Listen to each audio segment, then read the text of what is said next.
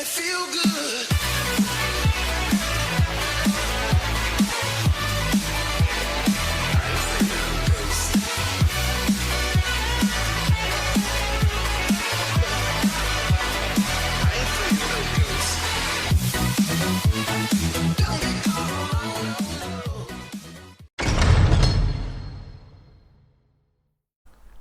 So in this issue we are going to be doing the control box, battery and oil reservoir.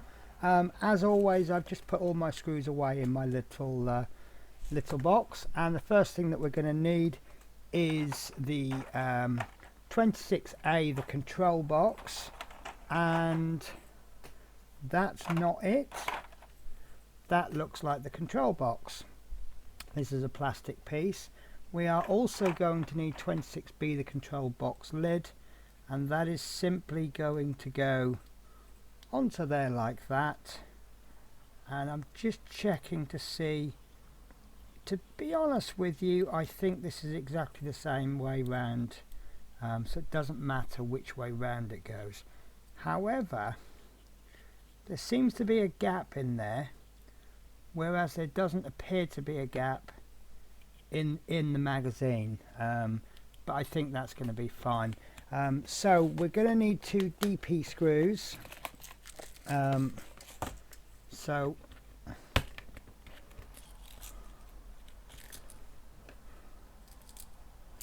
we just pop that onto there, and that's going to be screwed in from the underside. So a plastic screw, so we're only going to go until it tells us to stop. In fact, this one I'm only going to put in most of the way. You know me, I don't like to screw all of them until they're all actually in a little bit. So, oops. So make sure it's lined up properly, which it still is. And the second one can go in. So this one, being the last one, can go in all the way, and that's told us when to stop. And that one's told us when to stop, and there's no movement on there, so I'm happy with that stage. So we need 2 IP screws next, and we will also need the radiator that we completed in a previous stage. So IP screws at the ready, and the radiator, and this is going to go on the back there. Now you see there's 3 holes, 1, 2, 3. One of those is for the locating peg, which is there. So we line that one up first, and we need to pop in 2 IP screws from this side. So I'm actually going to put the end one in first, and I feel that with the locating peg, that's going to hold that in place for us to put the second one in. So make sure that hole is lined up, because if you do turn it, I don't know if you can see that, but the hole does disappear if it's not lined up properly, so that could give you a little bit of trouble. There we go. So I just screw that up just so it's done up a reasonable amount, which it isn't quite. There we go.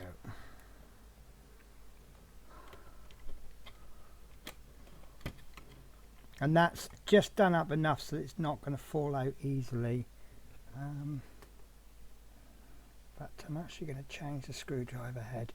These do have, the larger screws, they do have a larger, the cross in the screw, it is a little bit larger with the slightly larger screws. And if you use the wrong screw head, it does make it harder work. And that's going in so much more easily. There we go. So I'm happy with that. It is plastic, so there will be movement, bend in the plastic, but that's on nice and firm. So on to stage 2, we need to assemble the battery. So we need part 26C, which is the battery. Look at that lovely detail in there. It's so simple, but it's so beautiful. The little silver terminals. And then the part that we pulled out earlier by mistake, 26D, the battery base, and using 2 DP screws that's just simply going to go onto there like so. I don't think this is directional. No, it is directional, so you can't actually put that. Well, it will, yeah, it will go on, but as you can see, it's actually symmetrical. Even these terminals there, if you now turn that round, it's the same, so it doesn't really matter which way it goes on. So DP screws times 2,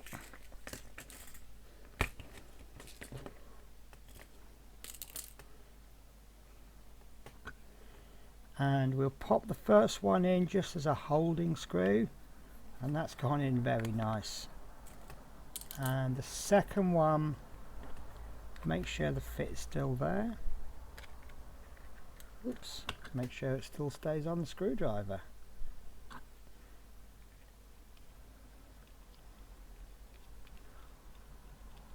And that's gone in there. That tells me when to stop.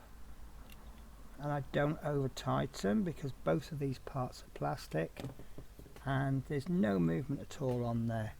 So going back to the IP screws and the radiator, whereas we attach this on this side, this one's going on this side, and you see that there's 5 holes, 1, 2, 3, 3 larger ones and 2 smaller ones. Those 2 smaller ones are for 2 locating pegs, so we will attach that. Just need to give it a bit of a wiggle, and then we will pick, I think we'll pick the middle screw hole this time, because why not? So I just want to screw that. It doesn't need to go all the way, but as you see, I just want to put it on just so that it holds and it's not falling out of those locating pegs. So then we can get on with the second 2 IP screws. So it's 3 in total, and this one can go on the end. Today I'm in the mood to do the easiest screws. There we go, that one's in nice and tight. Again, because it's plastic, it's telling us when to stop. And then we'll do this last one.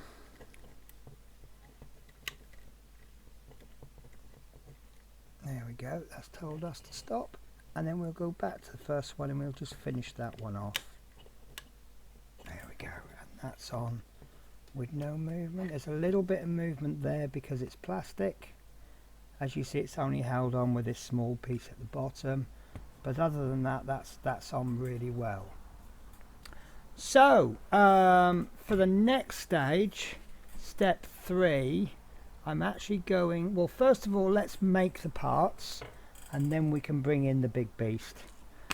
So we are going to need stage 26G, which is this oil reservoir cap, and it's even got oil written on it. And if I have time, I'll tell you a joke. So this lady or a man went into the garage.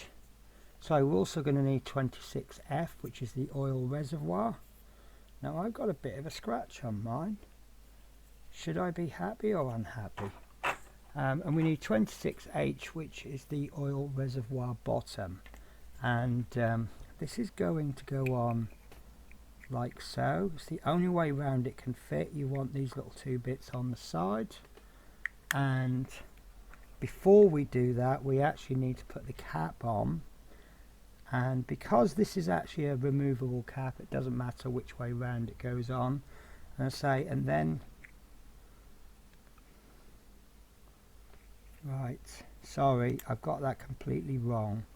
So this actually goes on to the bottom, and this will be, yes, this will be screwed in from inside there. I don't know if you can see that hole. Let me get my little special light, wherever it's gone. Sorry guys, bear with me. So inside there you can see a hole at the bottom. This oil cap is going to go onto there, and that will be screwed in with the DP screw. Then we will place this on the top which is actually the bottom. That will be screwed in with a single DP screw, and then this will get attached to the chassis like that. So while I'm doing that, I will tell you this joke.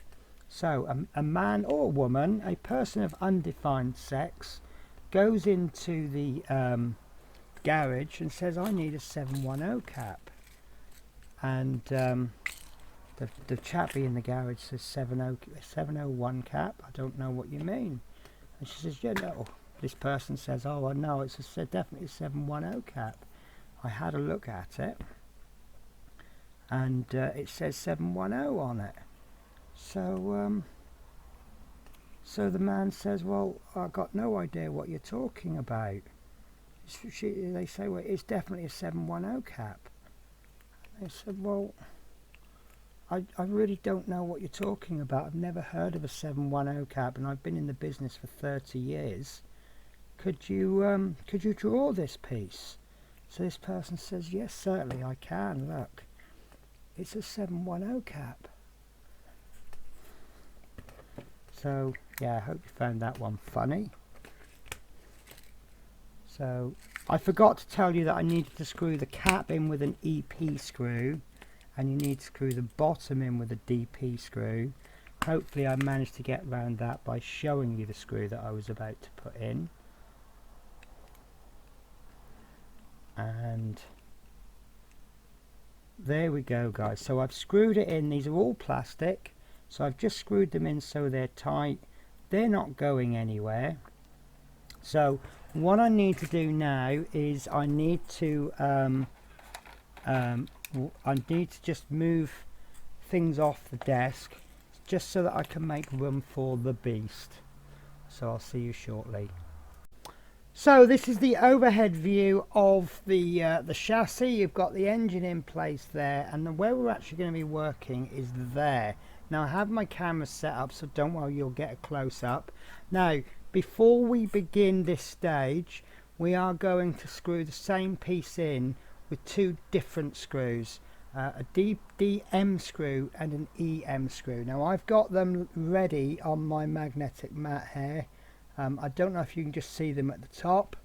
Now width wise there is no difference between the two, but the DM is 5mm and the EM is 4mm in length, so you do not want to get them muddled up.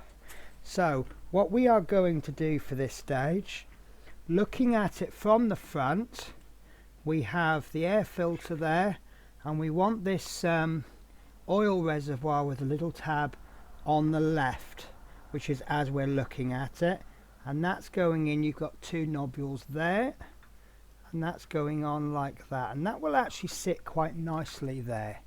So what we want to do then is we want our DM screw first, and the DM screw is going further towards the engine. That will be closer to the engine, so that can go in like so. And again, I'm really sorry about the lighting. Oops, I am so sorry. I was trying to move the lighting and look what happened. So there's our DM screw in place, and then secondly we will put our EM screw, which is going closer to the front of the car. And it really is handy that this oil reservoir sits there quite nicely without any screws. So I just need to put a bit more force on that, and there we go, that's in nice and tight. And then I'll just finish off the DM screw, and that's not in nice, and that isn't going anywhere. There's no wobble on it. There's obviously wobble on the oil reservoir because it's plastic, and it's just that little piece there, but the actual joint is absolutely solid. So the next stage is to fix the radiator beam.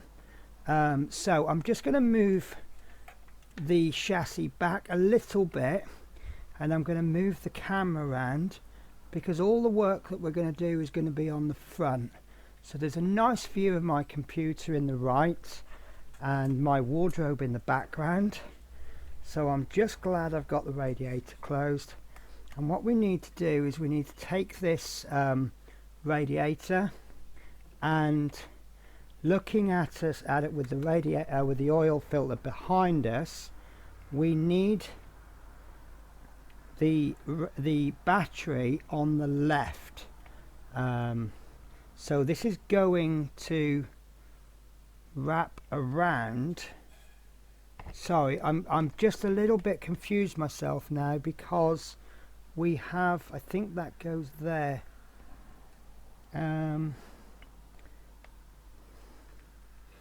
Right, I'm going to have to have a look at the magazine and come back to you, because I can't remember what happens to this hose there. I don't know if that's come out or if it was left loose on purpose. Okay, so I have just checked the magazine and I can see that this piece is actually going directly back. However, it has reminded me that I missed something. If you remember on the previous stage, I actually missed one step out because I didn't want to drag the chassis out just for one slight bit. So this little piece of tube from last issue, that actually wants to go into there, and it doesn't tell us what to do with the other end, so I'm not going to do anything with the other end. So I've got it in my tweezers, and all I'm going to do is I'm going to push it on, and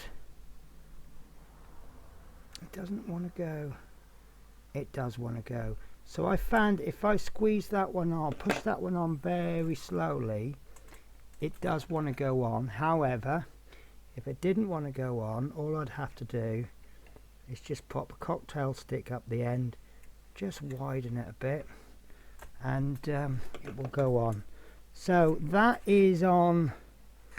It actually, in the magazine, it points it to about there. If you know different, please tell me. But yeah, so on to this stage. So we need to fix this radiator. So with these two tabs pointing towards the front, we need to place that just behind the oil reservoir, and that's not going in comfortably, so it is now. So what we have is we have two tubes. Let me remove this so you can see them. So we have two pipes, one pipe there, and that's really difficult to see because the autofocus camera isn't focusing. But just there where my tweezers are, and then another one there, and these are rubbery pipes which we've popped in a long time ago. On the back we have two holes on the radiator, and they will line up with those pipes. So unfortunately you won't see what I'm doing here, but I will try and show you when I've finished. And I think I'm going to need some tweezers for this. These aren't really in a great position. So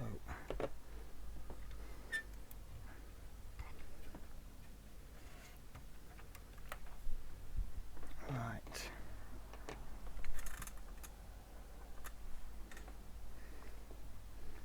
So I'm going to struggle with this bottom one. What I'm really hoping to do is, there we go, I've just placed the bottom one in, so the whole radiator has been placed at an angle. Place the bottom one in, then I can bring the top in, and this top one I should be able to do with my finger.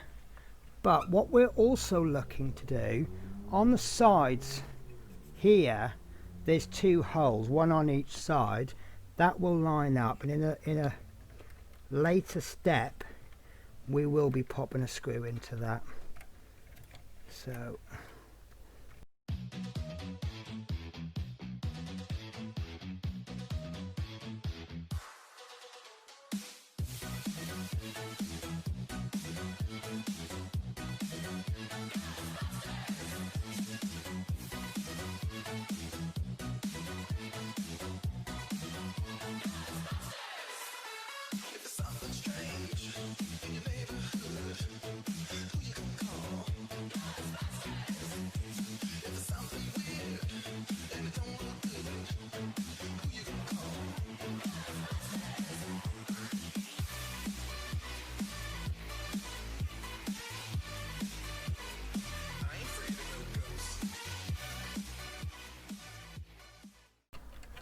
That's not even gone in, that's just going in too high. Right, I'm going to cut the camera. I'm looking at the screw and I'm wondering if perhaps it's screwed into something and shredded it, so I'll have a little look at it.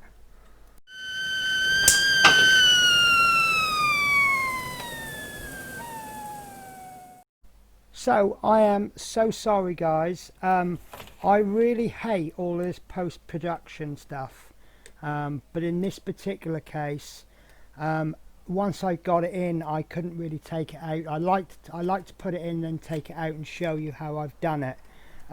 So a little bit of a catalogue of errors, and I'm sorry about using Dizzycam like this. So under there, let me try and get the light in. You might just be able to see a locating peg just there where my screwdriver is, and there's another one just underneath the horn. They need to be, that's why it wasn't going in. The other thing as well, down there, this is behind the radiator, just there's a pipe. You need to make sure that pipe goes in before you install the radiator, and if it falls off at any point, that's not going in. And then thirdly, let me just go so when I'd installed this pipe, as you can see there, it's not going to fit. It turns out I'd put the pipe in upside down. It's a really, I believe it's a really forgivable thing. But you actually need to put the pipe into the engine short side down, and I can't get it back in. There we go. So once that's in the correct side, with a little bit of manipulation, you see that pipe goes in perfectly. Then we have the screws on the side here, which you can see I just need to finish those off, but there's still a little bit of wiggling involved. So that's gone in perfectly. I was worried that I'd actually split a hole or something, widened the hole too much, but that wasn't the case. What had happened is where I'd missed the hole, I was actually just whoops, I'm so sorry. So yeah, where I'd missed the hole, I'd just taken a load of black paint off, which is all underneath, so it's not going to be seen anyway. But yeah, that was a really hard part.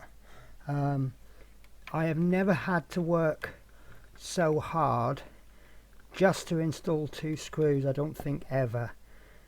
So yeah, that's that part done. There is still more to go, and I think I cut the camera for about half an hour, but that is what it now looks like, and it's looking pretty good actually. I'm really pleased with that. So there's the oil, or the 710, there's the battery, and I can't remember what that bit is. We've still got a few loose pipes, but it's looking really fantastic. So I'm going to go and make myself a well-earned cup of coffee, and then that just leaves stage 5, which we will do when I come back.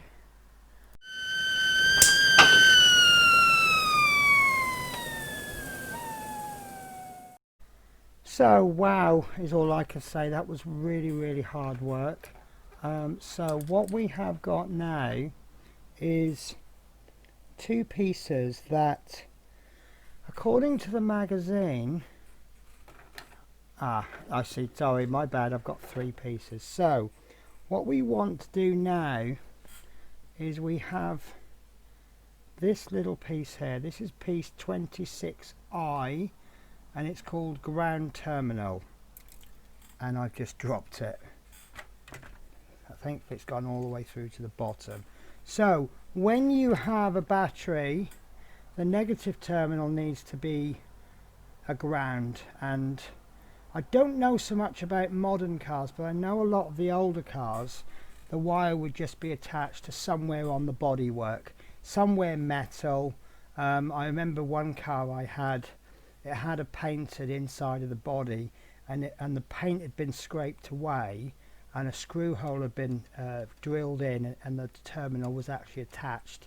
And that's so that obviously if there's any electricity, what do you call it, when you get a short circuit or something, it goes through the car rather than going through everywhere else, and it doesn't electrocute everybody, although it is only a 12-volt battery. So we're going to need an EP screw. Do you know, I'm still out of breath. I've just gone downstairs, had a nice cup of coffee, I brought it up with me, I've had a bit of a rest, and I am still exhausted. So excuse the heavy breathing. So I should really cut now, shouldn't I? Because I'm mucking around getting things. So I'm getting a different screwdriver head.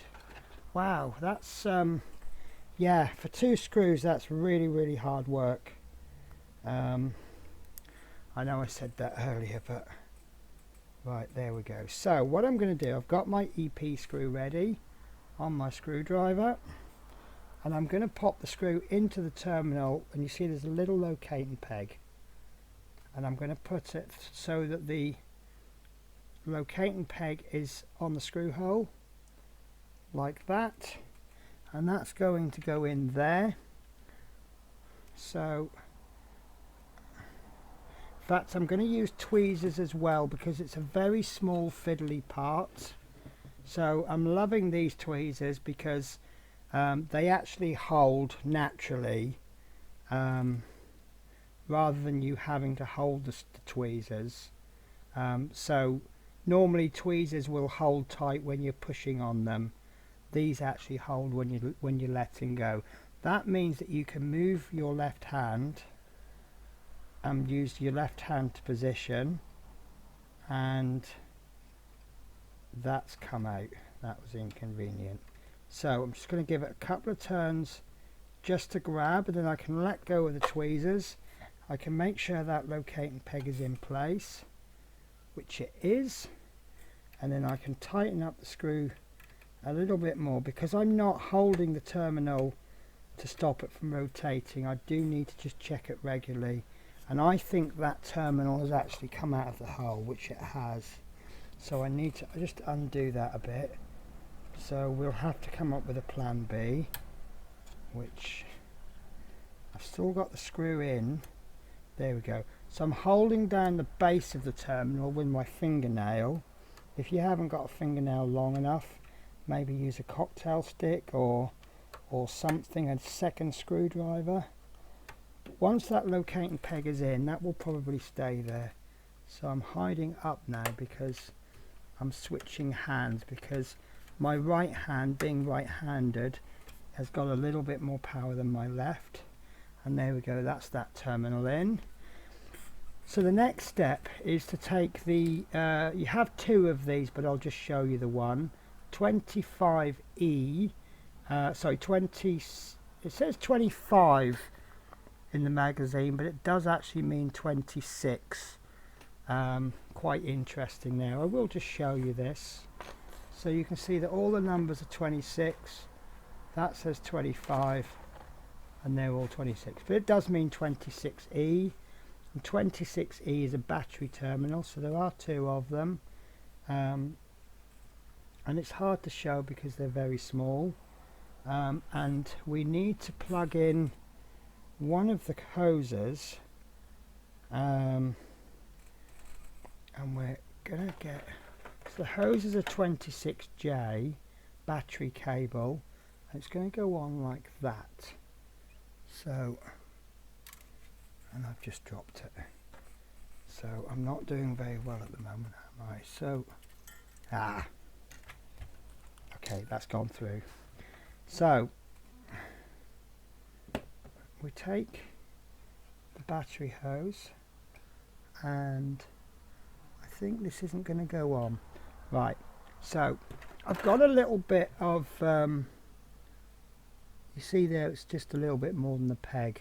So I'm just going to get my knife, and I'm just going to flatten that a little bit. So just going to make it more round, which it isn't.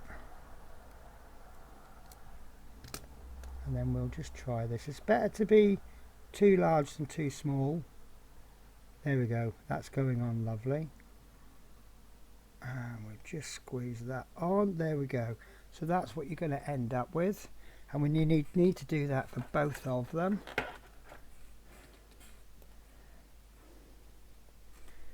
So this one's got a little bit too much on it, but we'll see how it goes.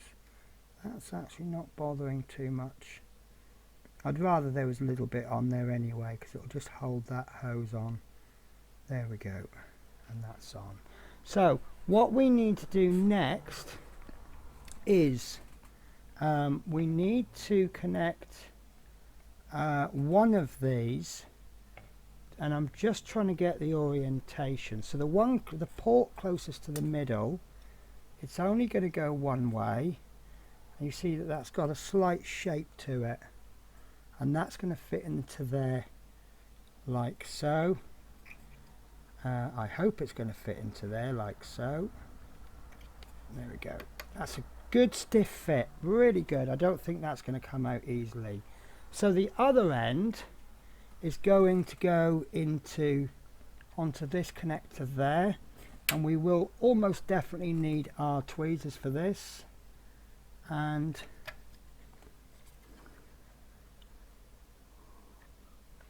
that just simply plugs onto there. So this is obviously the positive terminal, because I know the negative terminal goes to there. And there should be a plug on here.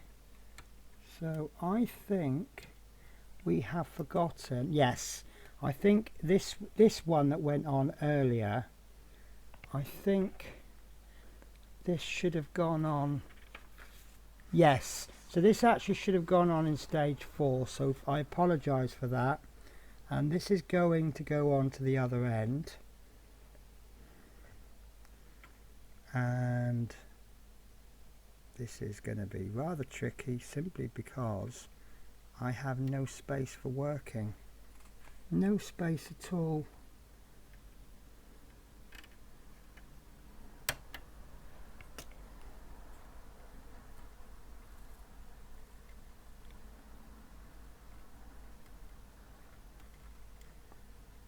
Wow. Wow. If only there was some way we could have put this on before we attached this box. That would have been fantastic. Now, that's however I try to push that on more, I just pull it off again. So, right, okay, so I might come back to this. But this is definitely, put this on after you fitted the radiator, the front. Oh, I think I've got it. It's only on ever so slightly, just on the very end, but every time I try to put it on more, it pulls it off, so I think I'm going to leave it there. So let's pop this second terminal on, and we've got to look at the orientation, and I can see that it's going to go, let me double check. Oh, that's my camera falling over. Right, so that's going to go this way.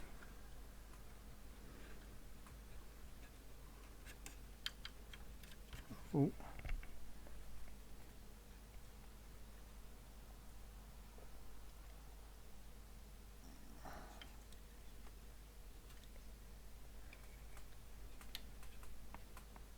There we go. That's gone in nice. So then the other end goes to there. There we go, that's in. So we've got the battery goes into this piece here, which I can't remember what that piece is, but it's, I don't know, fuse box. I could look through the magazine.